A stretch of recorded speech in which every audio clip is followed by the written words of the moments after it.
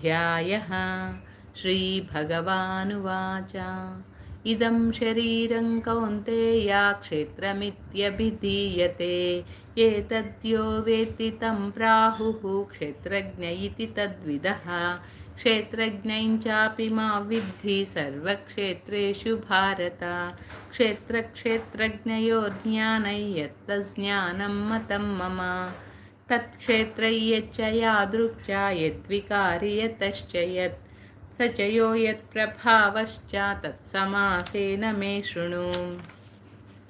ऋषिभिर्बहुधा गीतं छन्दोभिर्विविधैः पृथक् ब्रह्मसूत्रपदैश्चैव हेतुमद्भिर्विनिश्चितैः।